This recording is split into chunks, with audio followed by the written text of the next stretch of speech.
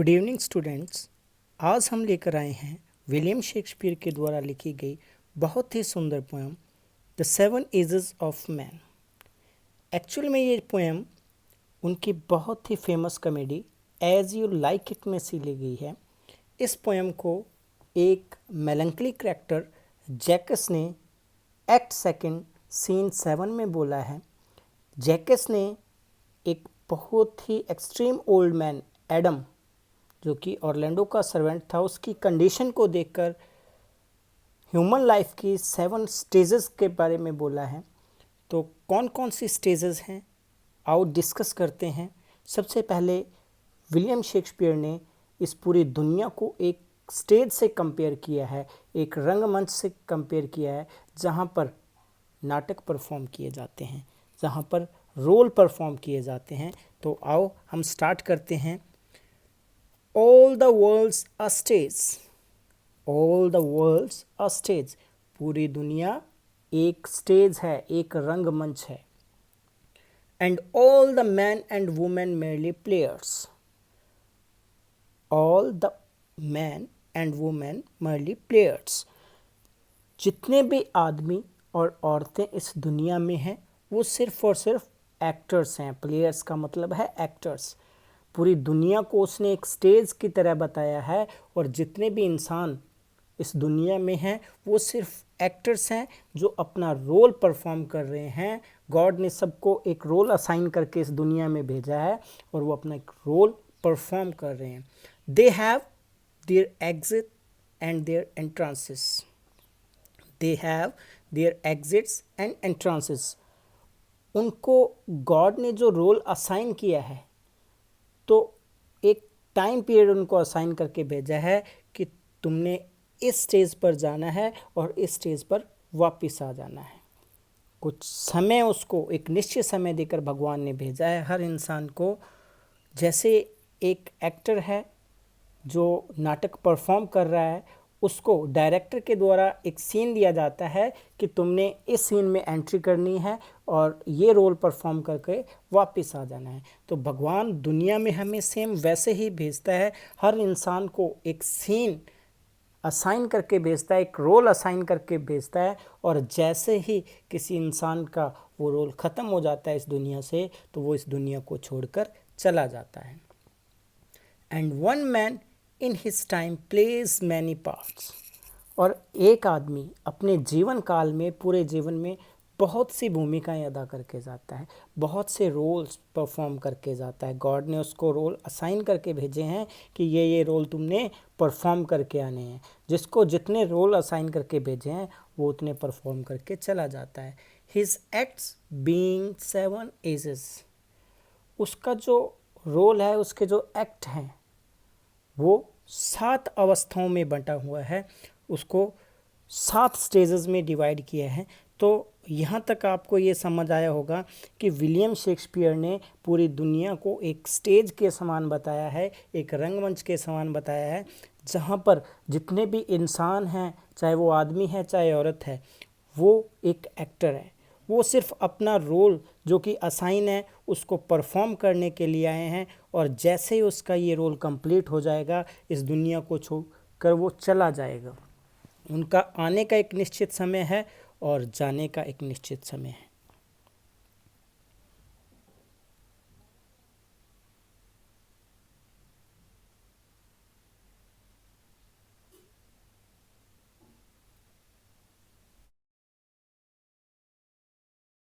आइए अब हम देखते हैं 7 stages one by one. First stage of human life is the stage of an helpless infant. पहली स्टेज में एक इन्फेंट के रूप में होता है। जब इंसान इस दुनिया में आता है तो वो फर्स्ट स्टेज शुरू हो जाती है उसकी, वो एक इन्फेंट के रूप में आता है। At first the infant mewling and puking in nurses arm. पहली स्टेज में इंसान जो है वो एक शिशु के रूप में आता है जब उसका जन्म होता है, और वो अपनी धाय माँ की गोद में क्राई करता है और वॉमिट करता है। म्यूलिंग का मतलब होता है क्राइंग और प्यूकिंग का मतलब है वॉमिटिंग। मतलब वो मुंह से वाइट कलर का दूध सा निकालता रहता है, वॉमिट करता रहता है। तो तो इस तरीके से ये उसकी फर्स्ट स्टेज है। उसके बाद वो थोड़ा बड़ा हो जाता है और वो शिफ्ट हो जाता है सेकंड स्टेज में। सेकंड स्टेज है the stage of a school going boy. Then the whining school boy with his satchel. उसके बाद सेकंड स्टेज में वो एक कंप्लेनिंग, विनिंग का मतलब है complaining, whining school boy with his satchel. Second stage में वो एक स्कूल बॉय में चेंज हो जाता है और उसके कंधों पर एक बैग टंगा रहता है और वो बहुत ज़्यादा शिकायतें करता रहता है। एंड शाइनिंग मॉर्निंग फेस, उस बच्चे के चेहरे के ऊपर बहुत ज़्यादा तेज़ होता है, बहुत ज़्यादा नूर होता है, शाइन कर रहा होता है उसका चेहरा। क्रेपिंग लाइक अ स्नेल, वो एक घोंघे की तरह रेंगता हुआ चलता है। क्रेप होता है रेंगना, और लाइक का स्नेल एक घोंघे की तरह, एक स्नेल की चाल से वो धीमी धीमी गति से स्कूल की ओर जाता है, क्योंकि उसका मन नहीं करता। अनविलिंगली टू स्कूल, अनविलिंगली होता है अनिच्छा से, बेमन से, उसका मन नहीं है स्कूल जाने का, घर वाले ज़बरदस्ती उसको स्कूल छोड़ के आते हैं, स्कूल भेजते हैं, तो वो धीरे धीरे स्कूल की ओर जाता है। तो ये उसकी सेकंड स्टेज है जिसमें एक स्कूल गोइंग बॉय के रूप में होता है और उसके चेहरे पर बहुत ज़्यादा नूर होता है और बड़े धीमी गति से स्कूल की ओर जाता है और उसकी कोई इच्छा नहीं है स्कूल जाने की। इसके बाद उसकी तीसरी स्टेज शुरू होती है जब वो थोड़ा बड़ा हो जाता है, और ये स्टेज है एक लवर की स्टेज। जब स्कूल गोइंग बॉय से वो एक लवर में चेंज हो जाता है, तब क्या होता है, उसके अंदर कुछ चेंजेस आ जाते हैं।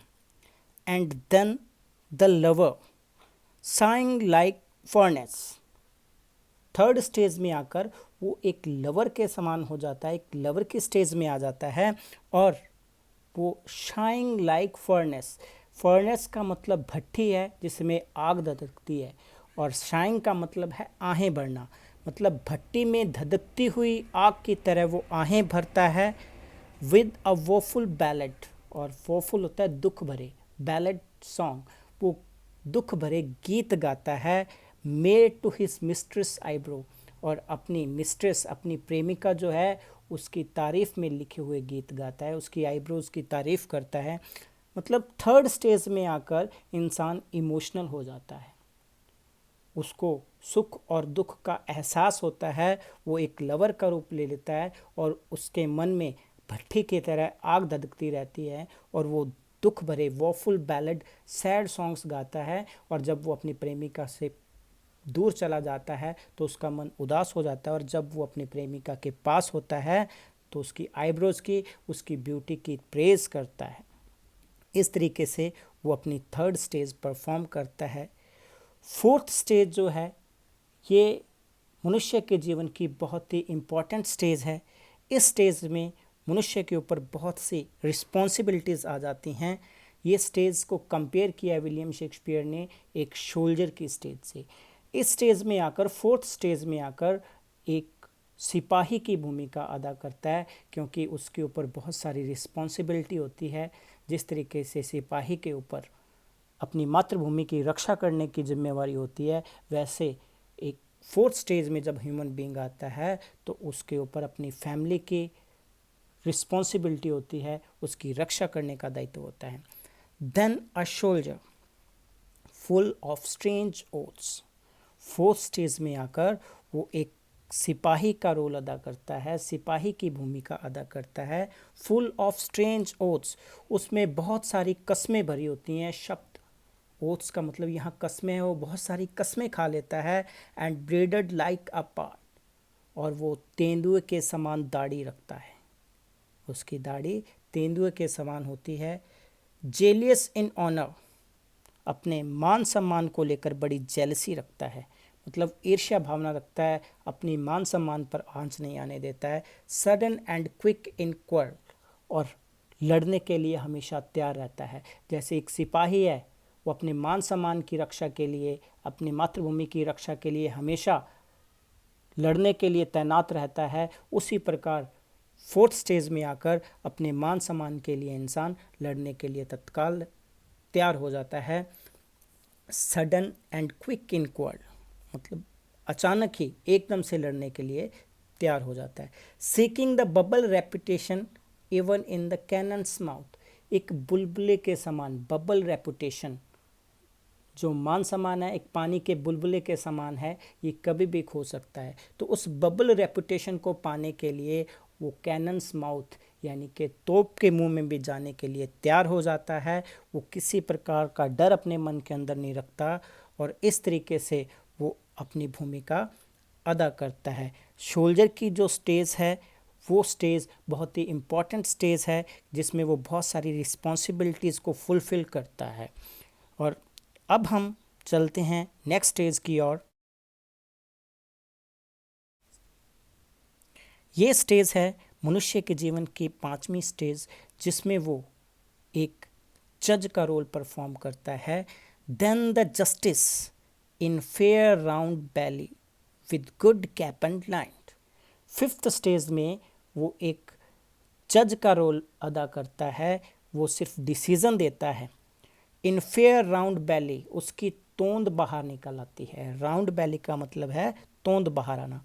With good cap and line, ऐसा लगता है जैसे उसने बहुत सारे चूजे खा रखे हों, चिकन उसके पेट के अंदर हो, इसलिए उसकी तोंद निकल आती है। मतलब वो कोई मैनुअल वर्क नहीं करता, कोई काम नहीं करता इस स्टेज में आकर, वो सिर्फ डिसीजंस और ऑर्डर्स और इंस्ट्रक्शन देता है। ये स्टेज 5th स्टेज, जैसे हमारे ग्रैंड पेरेंट्स हैं उनकी स्टेज 5th स्टेज कहलाएगी, क्योंकि वो हमें सिर्फ अपने डिसीजन सुनाते हैं। विद आई स्वीयर, उनकी आंखें बड़ी तीक्ष्ण हो जाती हैं, हर चीज़ को बड़ी गहराई से देख लेते हैं। And bed of formal cut, और एक फॉर्मल सी दाढ़ी रखने लग जाता है। 5th स्टेज में आकर वो फॉर्मल सी दाढ़ी रखने लग जाता है। फुल ऑफ वाइज सॉस, उसके पास बहुत सारी कहावतें होती हैं। वाइज सॉस का मतलब यहाँ कहावतें हैं, बुद्धिमत्ता से भरी हुई बातें हैं।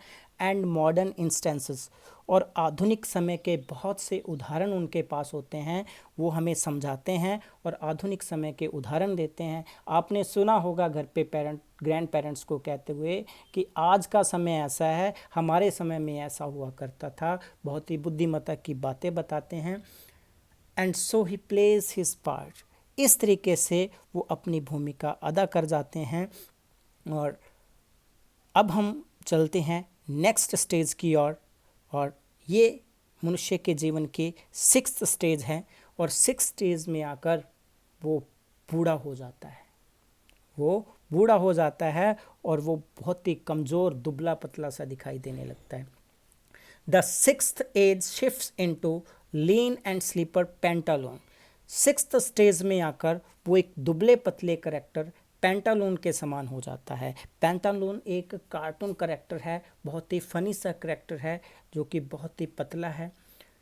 The 6th age shifts into lean and slippered pantaloon, दुबला पतला सा और चप्पल पहने हुए। स्लीपर्ड का मतलब है चप्पल पहने होते हैं। विद स्पेक्टेकल्स ऑन नोज, नाक पर उसने चश्मे लगा रखे होते हैं। And pouch on side, pouch का मतलब है गाल लटक जाना, थैली के समान उनके गाल लटक जाते हैं, जैसे पाउच लटक रहे होते हैं वैसे उनके गाल लटक जाते हैं। He is the youthful hose well saved, जवानी में जो उसने होजरी जुराबें वगैरह ली थी जो उसने संभाल के रखी हुई हैं, वेल सेव्ड संभाल के रखी हुई हैं। यूथफुल होज जो कि उसने अपनी युवावस्था में खरीदी थी। ए वर्ल्ड टू वाइट, वो बहुत ज़्यादा लूज़ हो गई हैं, खुली हो गई हैं, अब उसको फिट नहीं आ रही हैं क्योंकि उसकी टांगें दुबली पतली हो गई हैं। For his shrunk shank, shrunk shank का मतलब है दुबली पतली टांगें। And his big manly voice turning again towards childish treble, और उसकी भारी भरकम बिग मैनली वॉइस, उसकी भारी भरकम पुरुष वाली जो आवाज़ थी दोबारा एक बच्चे जैसी पतली आवाज़ में चेंज हो जाती है। टुवर्ड्स चाइल्डिश ट्रेबल, ट्रेबल का मतलब होता है तीखी आवाज़ पतली आवाज़ में, और मैनली वॉइस भारी भरकम आवाज़ वापस एक बच्चे जैसी आवाज़ में चेंज हो जाती है क्योंकि उसके मुंह में दांत नहीं रहते। Pipes and whistles in his sound, जब वो बोलता है तो उसके मुंह से सीटियां बजती हैं क्योंकि उसके मुंह में दांत नहीं है, और दांतों के एब्सेंस से वो जब भी बोलने की कोशिश करता है तो उसके मुंह से सीटियों की आवाज़ आती है। इस स्टेज में आकर इंसान बहुत ज़्यादा बूढ़ा हो जाता है, दूसरों पर निर्भर हो जाता है, उसके मुंह में दांत नहीं रहते, उसके जब बोलता है तो सीटियां बजने लगती हैं और बहुत ही कमज़ोर सा दिखाई देने लगता है और फनी करेक्टर पेंटालून के समान दिखाई देता है। तो अब हम आते हैं last stage of human life की तरफ, जो कि सेवन्थ स्टेज कहलाती है। ये मनुष्य के जीवन की लास्ट स्टेज है, इसके बाद उसकी डेथ हो जाती है। The last scene of a, दुनिया के रंगमंच पर जो वो रोल परफॉर्म करने आया था उसका लास्ट सीन होता है that ends this strange eventful history. सातवीं स्टेज में आकर उसका घटनाओं से भरा हुआ इतिहास खत्म हो जाता है। Ends this strange eventful history, देखो उसने पिछली 6 स्टेजेस में जो कुछ भी किया होता है वो इसका इतिहास होता है, बहुत सी घटनाएं उसके जीवन में होती हैं, लेकिन अब वो इन घटनाओं को भूल जाता है। उसको कुछ भी याद नहीं रहता कि उसके बचपन में क्या हुआ है, उसकी जवानी में क्या हुआ है, सारी हिस्ट्री उसकी मिट जाती है, वो के अंदर भुलक्कड़पन आ जाता है, भूलने लग जाता है। वो is second childishness and mayor oblivion. Seven stage को सेकंड चाइल्डलिशनेस भी कहा गया है। सेवन स्टेज को सेकंड चाइल्डलिशनेस क्यों कहा गया है, दूसरा बचपन क्यों कहा गया है? क्योंकि एक बच्चा जैसे दूसरों पर डिपेंडेड होता है, छोटी छोटी बात के लिए जिद करता है, तो एक्सट्रीम ओल्ड एज में आकर बुजुर्ग व्यक्ति भी उन बच्चों की तरह करने लग जाता है। वो बच्चों की तरह जिद करता है, बच्चों की तरह रोने लग जाता है और पूरी तरह से दूसरों पर निर्भर रहता है। वो कुछ भी स्वयं नहीं कर पाता, जैसे कि एक बच्चा स्वयं नहीं कर पाता है, वो सब कुछ भूल जाता है।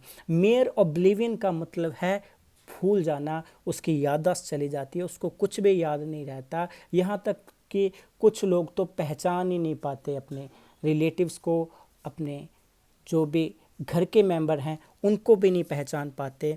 Sense teeth, sans eyes, sans taste, sans everything. इस स्टेज में आकर ना उसके मुंह में दांत रहते हैं, ना उसे आँखों से दिखाई देता है, ना उसे स्वाद का अनुभव होता है, किसी भी चीज़ का कोई उसके सेंसरी ऑर्गन्स काम करना बंद कर देते हैं।